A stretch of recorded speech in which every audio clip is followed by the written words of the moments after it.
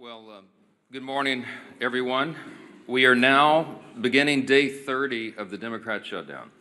And as there are millions of Americans this morning that are embracing themselves for further pain and hardship, we'll highlight some of that this morning. The Democrats, incredibly, are showing no signs at all that they want to end their shutdown. Now, they'll have another opportunity today. The Democrats in the Senate will have their 15th opportunity to do the right thing. We're concerned that they won't. And if they reject this for the 15th time, they will be ensuring that this shutdown continues past the November 1st deadline. And that is a fateful deadline for a number of reasons. Starting on Saturday, let me give you a list of things that this means for the American people. It means that tens of millions of American families will struggle to keep food on the table because the SNAP program benefits will run dry. It means that WIC assistance, that's women, infants, and children, the nutrition programs, will be at risk of running dry. It means that Head Start centers, which serve 60,000 children nationwide, will be at risk of closure. Millions of federal workers, and we've listed them here every day. You're talking about air traffic controllers and TSA agents and park rangers and Border Patrol agents, law enforcement around the country. The stewards of our nuclear arsenal will miss their paychecks. Thousands of flights, by result, will be canceled or delayed, while our borders and national security will be directly jeopardized at a very dangerous moment in world history. And our country will lose tens of billions in gross domestic product. With each passing day, the pain gets more real, and the Democrats are guaranteeing when they vote to reject our clean funding resolution. We expect they will do that again today for the 15th time. They are showing no shame whatsoever in their actions. Now, just as we clearly know what is happening, which we've recounted here every morning, the American people can never forget. We also clearly know why it's happening. And I brought a few friends. We brought some colleagues here from the state of New York and New York City to share with you about some of what's going on here. Back in March, this is very clear what happened. Let me summarize very briefly as I can. Back in March, Chuck Schumer voted for the clean CR, the same measure that's on the floor now. He did the right thing, and he went on the floor of the Senate, and he gave an impassioned speech of why we could never inflict all this pain on the American people. He meant it from his heart, and he was consistent in what he had done over his 44 years in Congress, always voting to fund the government. But when he did the right thing in March, he received an onslaught of criticism from the far left base in the Democrat Party. He almost lost his job. Many of you wrote about it. He was in jeopardy of not winning his next re-election. That's how serious it was. So Chuck Schumer got a bunch of consultants and staff in a back room, and they concocted a plan, a political stunt. And they determined right then that the next time there was a funding measure, no matter how meritorious and no matter how much it would cause pain to the American people, that he would vote against it. He would show a fight to President Trump so he could save his political skin. It's exactly what happened. He did this so he could prove to his base that he's showing a fight. And as a result of this charade, he has brought the Democrats to their lowest point in decades. Literally, the Democratic Party has its lowest approval rating. Democrats in Congress have their lowest approval rating ever in the history of polling. The labor unions, working class Americans, independents are fleeing his party, and they are coming to the party of common sense because they see us here trying to solve these problems. They see us here voting over and over and over to fund the government and give them their paychecks, and they see the Democrats dug in against it. And now Chuck Schumer is desperately trying to cling to power. Unfortunately, when you make decisions out of fear and political desperation, you have already lost control. And the new power center in the Democrat Party is one that should frighten every common sense American. The radical socialist wing is rising. It is led by people like AOC and Bernie Sanders. Hakeem Jeffries and Chuck Schumer know this. They're smart politicians in that way. They can feel the political winds, and they know that they have to continue to act belligerently in order to gain the favor of the far left. It's their own political survival that they have put in front of the needs of the entire country. Let me say that again. The Democrat leaders in the Senate and the House have put their own political survival in front of the needs of the American people. Exhibit A is Zoran Mamdani. New York City, America's largest city, the cradle of capitalism that has always been, is facing a real crisis right now. They've got a 34-year-old, unproven, untested socialist who looks to be the next mayor. He may well be elected. Mamdani winning New York City would be the biggest win for the Marxists, the socialists, in the history of this country. We have, to this point, in nearly 250 years, been able to hold off those kinds of ideas. We've been able to cling to the foundational principles of America, the ideas of individual freedom and limited government and the rule of law and peace through strength and fiscal responsibility and free markets and human dignity. All those things are in jeopardy when the Marxists take over. And it's the clearest sign yet that the Democrats' radical Marxist wing is winning the battle for control of their party. Look at where the energy is. This should be alarming to everyone around the country. Mamdani has, of course, called to defund the police, to abolish all prisons, to legalize prostitution. He lambasted the New York PD, the New York Police Department, as a racist system. And you might have seen, if you in the media are covering this, but there was a new video uncovered from 2023, just 2 years ago, and he said, quote, "We have to be clear, when the boot of the NYPD is on your neck, it's been laced by the IDF. Look, it's a unique talent to merge one's loathing for American law enforcement with their loathing for the Jewish people. But this guy's, he's managed to do it. New York is just the tip of the iceberg. It's not isolated to America's largest city. It's other cities as well. Look at Seattle, where the leading candidate for mayor is an open socialist. Look at Minneapolis, where the sitting socialist mayor is facing a challenge from his left flank. And look here in Congress, where we have our own wing of Marxist acolytes serving here. Amazingly, the media is criticizing Republicans for fixating on Mamdani. I read some of that yesterday. This socialist uprising is something that we have a responsibility to call out and sound the alarms. That's what elected representatives of the people are supposed to do, and we take that responsibility seriously. And obviously, Mamdani is a big issue here in the halls of Congress. Why? Because the second highest ranked Democrat in the country, Leader Jeffries, endorsed him. They're making Mamdani a mainstream Democrat now, and this party has left the people.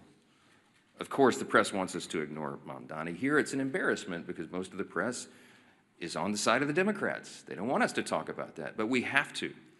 Because by endorsing Mamdani, Hakeem Jeffries has endorsed and co-owned his positions, his past statements, his Marxist playbook, and everything else that that guy espouses. And so, too, does every single House Democrat who will be inviting their leader, Jeffries, to their campaigns and to their districts next year.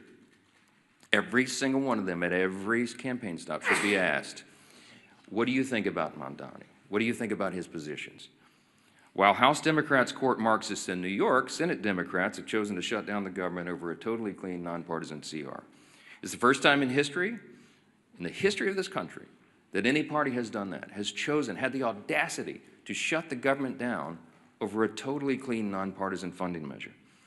They're bowing to the demands of their far-left base, and no one can deny that. The facts are very clear. The American people are intelligent. They understand what's happening here. We pray that the Democrats, at least a handful of centrists, if there are any moderates left in the Democrat Party in the Senate, we pray that they will come to their senses and they will do the right thing by the American people, that they will stop all the pain and that they will reopen the government. As I mentioned on Saturday, things are going to become very dire. There is one way out of this, the easy way, the obvious way, and that is for the Democrats to do their job and vote for the CR. Now, I mentioned we brought some of our good friends and colleagues here from New York to talk about the mess that the Democrats have created in the Empire State. Now, why are we focusing on New York? Because, again, it's a bellwether for the rest of the nation. If you're watching at home, you need to understand the dynamics of what's happening in New York, because you have to ensure that it doesn't happen in your city, in your town, in your state. And these folks are watching this, and they're fighting it. Our Republicans in New York are trying to hold the line. They're trying to defend what is great about this extraordinary and exceptional nation that we have. But they have a lot of headwinds.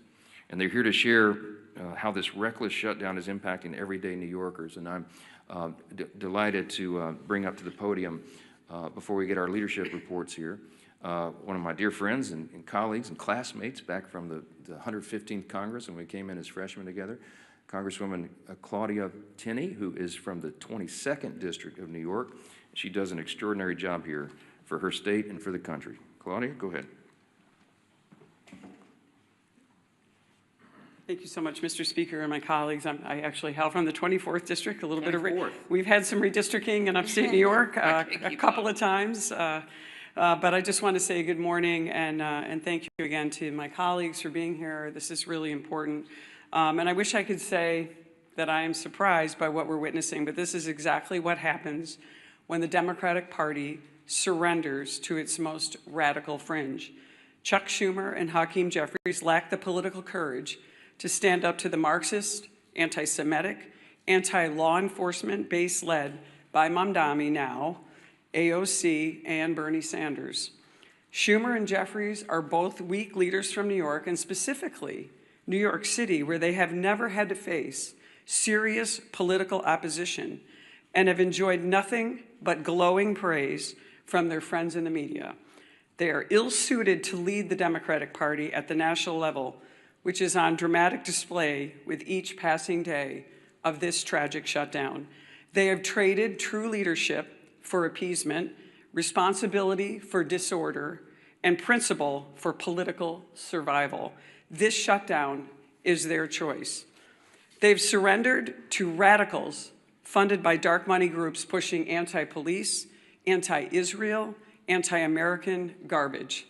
Now the country is paying the price. I served with Hakeem Jeffries in the New York State Legislature. He sat right next to me. I've seen this playbook before, as have my colleagues in New York who also served in the legislature. It is the same corrupt Albany routine. Reward insiders, punish taxpayers, and blame everybody else. Today, it is something far worse. A movement run by socialist Marxist activists. I don't like to call them socialists, they're really Marxist. And extremist networks, and they have hijacked the Democratic Party. And as the Speaker pointed out, just look at Zohran Mamdani, a member of the State Assembly, by the way.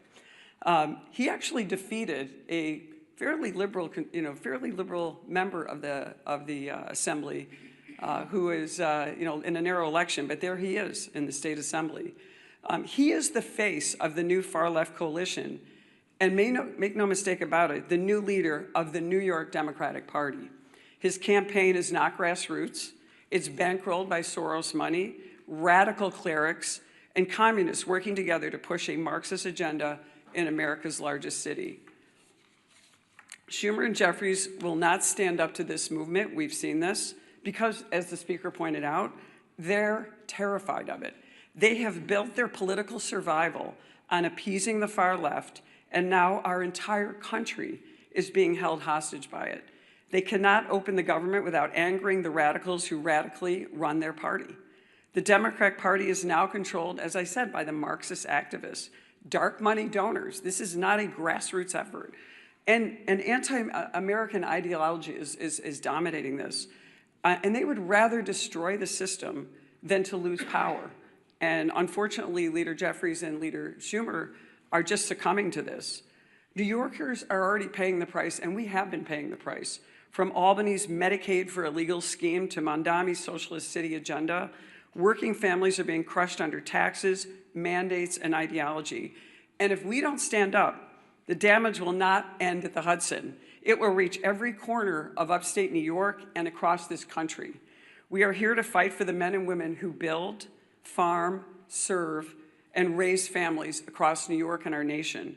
They are the backbone of this nation, and they deserve a government that works for them, not the political insiders who have created this mess. So my message to Chuck Schumer and Hakeem Jeffries is simple. Stop playing games. Stop bowing to this mob and reopen our government.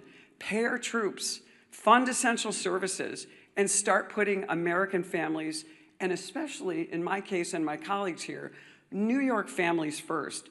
And my message to New Yorkers is this: stand up, speak out, reject this radicalism, that has taken over not just our city, but will take over our state. And I thank you, Mr. Speaker. I appreciate the moment.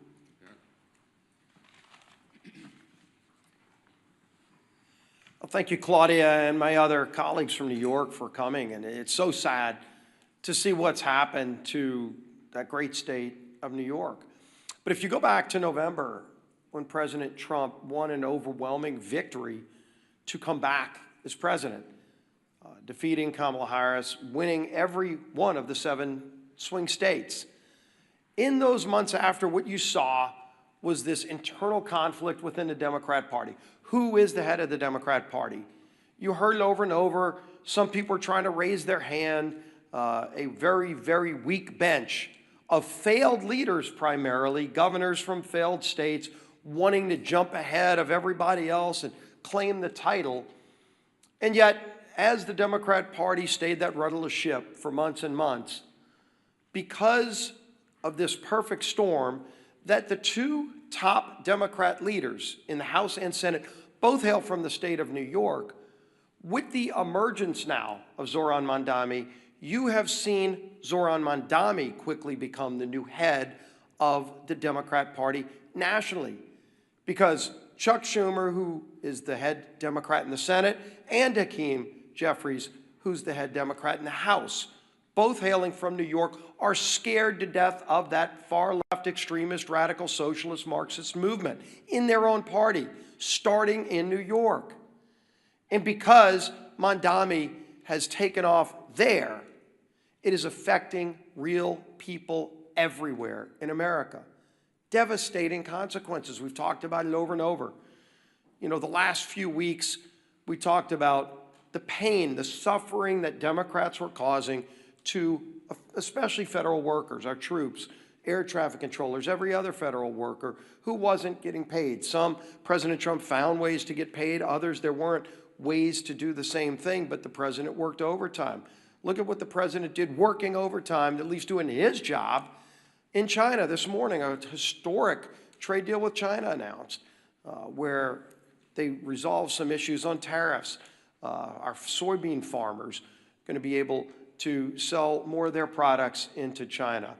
Critical minerals that we'll be able to get. All of those things President Trump continues to do while Democrats want to try to spew chaos around the country. But the harm to families, as we've been talking about, while real, is unfortunately going to get worse. And we've been telegraphing this for weeks, pleading with our Democrat colleagues in the Senate. Just five Democrats need to get the courage to end the shutdown. And only they can do it. They know that. And what are those consequences? We've been talking for weeks. Coming this weekend, Saturday, 42 million SNAP beneficiaries will lose those benefits. Those cards are going to go to zero. When they go to the grocery store to try to put food on the table, there will be no money in those accounts. And what is Chuck Schumer going to tell those families? It's no longer hypothetical. It's no longer theoretical. It's real suffering and pain, and they know that. We've given you the quotes over and over these last few weeks. They admit they are causing suffering. They're using the American people for leverage, and they just don't care. But I think they're going to start hearing more and more from people. There's some people we've been hearing from. The National Veteran Advocate, his retired U.S. Army Sergeant Eric Donahoe, said this, quote, "The decision to vote against advancing the CR is now causing financial harm to families who serve this country." He went on to say, quote, "When I spoke with Democratic staffers that I know they called this shutdown a political opportunity. They think the more Americans hurt, the more power they gain. They even bragged about it," Donahoe said. Quote, "This isn't a headline to us. It's rent, it's groceries, it's mental health, it's stability." And of course, you've heard just a few days ago, we had the National Air Traffic Controllers Association and the American Federation of Government Employees demanding that Democrats pass the clean CR. More and more, you're seeing this growing chorus of people from all corners, including Democrat corners, telling their own party leaders, stop this madness, end the madness, and vote to open the government. But again, this weekend, it gets even more painful, more suffering that they will impose if they keep this madness up. And so I'm going to try to find 5 Democrat senators. It's all we need is 5. So let's start with John Ossoff in Georgia. Starting this weekend, over 1.3 million enrollees in SNAP in his home state of Georgia lose their benefits. 1.3 million, Senator. What are you going to tell those families if you vote no today? If you vote to take their food away this weekend? That's what your vote means today. 109,000 federal workers in his state of Georgia. Of course, the largest airport in America is in his home state of Georgia, and they're already experiencing flight delays in Atlanta. 231,000 women, infant, and children will lose their benefits in Senator Ossoff's home state of Georgia if he votes no today. Think about them when you're casting that vote. Senator Warner in Virginia, 825,000 SNAP enrollees in his home state of Virginia. 189,000 federal workers. Don't come up here and give some speech lamenting about the hardships those people are facing when you're the one voting to impose those hardships. You can stop that today by voting yes. 107,000 women, infant, and children will lose their benefits in Virginia if Senator Warner votes no. Tina Smith in Minnesota, 452,000 enrollees in the SNAP program, 33,000 federal workers, and 101,000 women, infant, and children in Minnesota will lose their benefits if Tina Smith votes no today. Gary Peters in Michigan, over 1.4 million enrollees in SNAP. No food stamp benefits this weekend to 1.4 million Michiganders. 56,000 federal workers, 189,000 women, infant, and children will go without food this weekend in Michigan if Senator Peters votes no. Senator Sheehan in New Hampshire, 76,000 enrollees in SNAP, 9,000 federal workers, and 12,000 women, infant, and children will go hungry in New Hampshire if Senator Sheehan votes no. I could go on with more and more of these. All we need is 5. That's 5 right there. If they get to courage, they don't have to impose that pain on families. But the only way this suffering is prevented is if they come to their senses and vote yes. We all know the math. We all know what's needed. But it's not just math. It's millions and millions of families across this country that will truly suffer and go without food if they vote no today. It's a straightforward vote. We've all voted yes and passed it through the House over a month ago. End the madness and pass this bill. Our whip, Tom Emmer.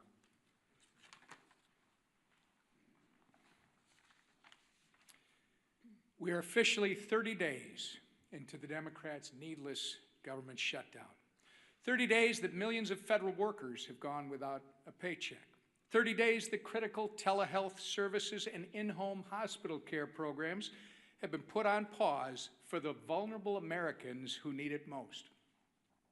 30 days that our national security has been put at risk due to staffing shortages. Not to mention the SNAP benefits that you've heard our leader go through in detail that will be cut off for more than 40 million low-income Americans if the Democrats fail to reopen the government before Saturday. It's been 30 days of pure obstruction from Democrat lawmakers who care more about appeasing the radical Mamdani and Omar Fata wing of their party than reopening the government for the people they were elected to serve. Americans are hurting. Families are turning to food banks. Major airports are issuing ground stops. But the Democrats don't care. In fact, they've orchestrated this chaos by refusing to support our nonpartisan government funding bill 14 times now. And for what? So that they can kowtow to the people like Kami. And I will just say to my great friend and colleague, Claudia Tenney, socialists are now the moderates in my grandfather's Democrat Party. These are communists and Marxists. They are kowtowing to the people like Kami Mamdani ahead of the election. People are struggling in the meantime to put food on the table, and the Democrats are too busy playing politics to do anything about it. It's disgusting, and it needs to end. I say it every day when we do this. Remember, all we need is 5 Senate Democrats to come to their senses, break ranks with Chuck Schumer, support our clean CR, and reopen the government. It's past time for Democrats in Congress to get serious and do their jobs for the people they were elected to serve, not for the communist mayoral candidate in New York City, our conference chair. Thank you. Kami Mandami, that might stick. That might stick. Well, good. Yeah, the truth hurts, right? Works. Works, all right. Well, this Saturday, SNAP benefits run out for 42 million Americans. 42 million Americans, the SNAP benefits will run out. Let me say it one more time and let it sink in.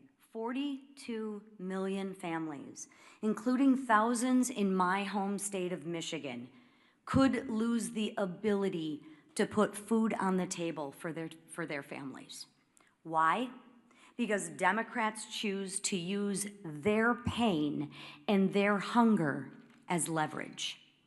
Leverage for more wasteful spending, leverage to satisfy their radical base. And what are Republicans doing?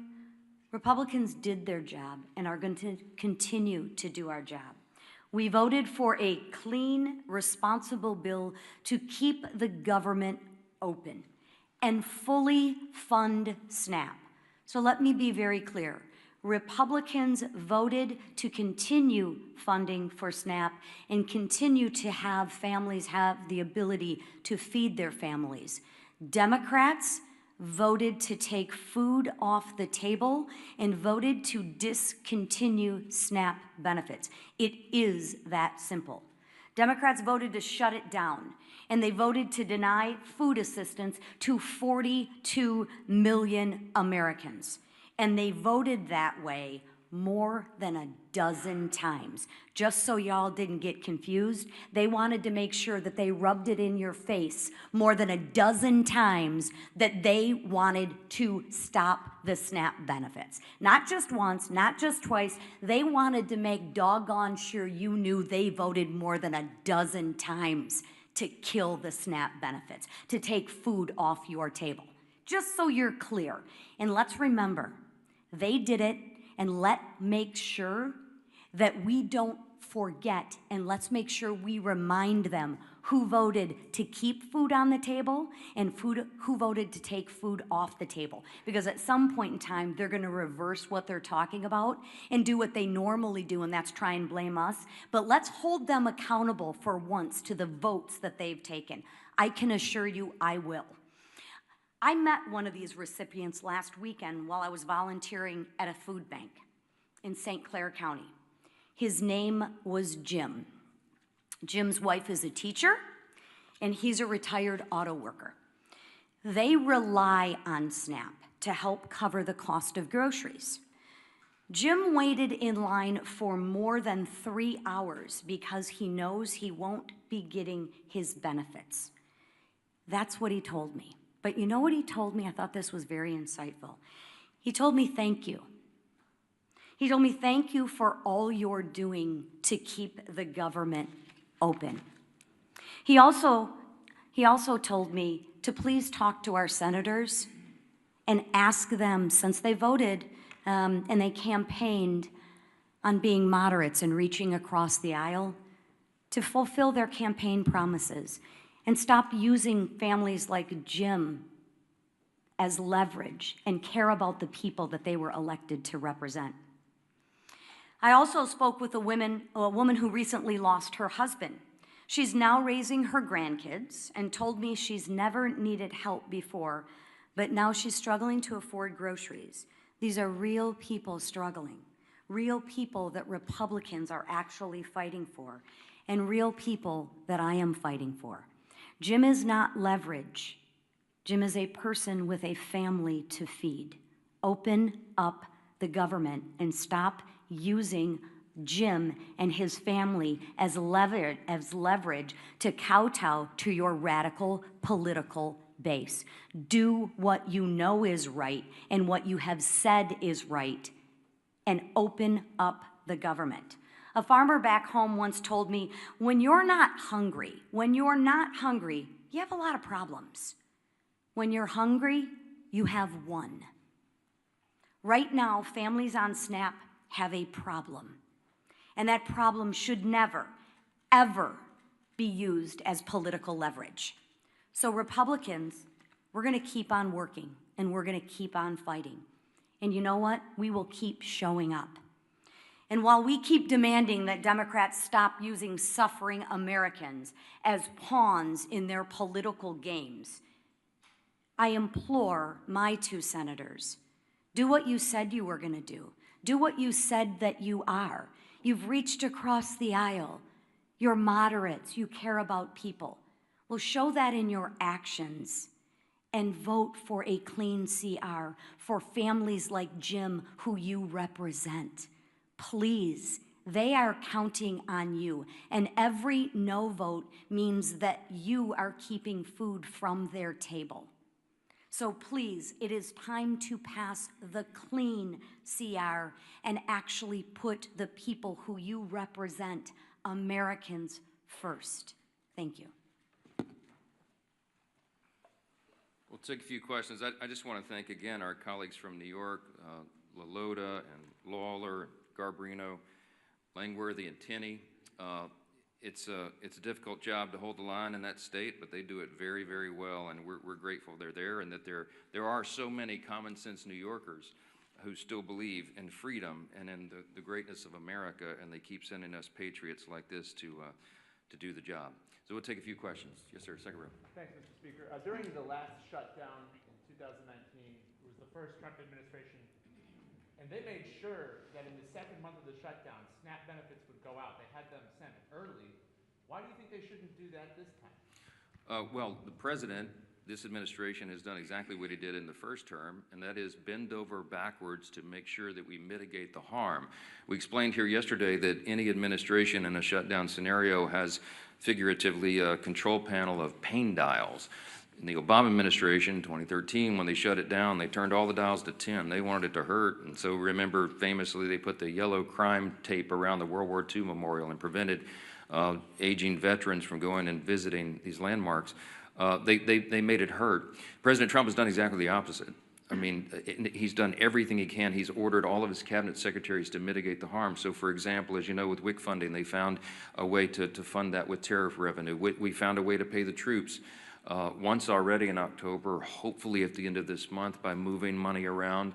But it's very difficult to do. Those are not inexhaustible funds. When it comes to SNAP, some of the Democrats have argued that you can use this contingency fund, but the truth is there's no legal mechanism to do it. Unlike with WIC funding that was attached to a 1930s era statute that was related to tariff funds because it was related to nutrition and food coming over the border, there's no such legal avenue to give SNAP funding now. It doesn't exist. The problem is the contingency and the authority to do that was voted down in the CR when the Democrats themselves did it. So the president has lamented this. He has informed USDA and everybody. Do as best you can, but the money doesn't exist to do it. The simplest way to end the pain and the simplest way to make this stop is for the Democrats to do the obvious and right thing and vote for the nonpartisan funding measure so that we can turn everything back on. Then we will get back here, and then we will debate all these other extraneous issues. But right now, the first job of the government is to keep it in operation and take care of the people who depend upon all these services we've articulated today. It's nonsense, and it has to end, and you should be asking them the tough questions, why they're willing to inflict this pain on the people for their partisan political purposes. Yes, ma'am.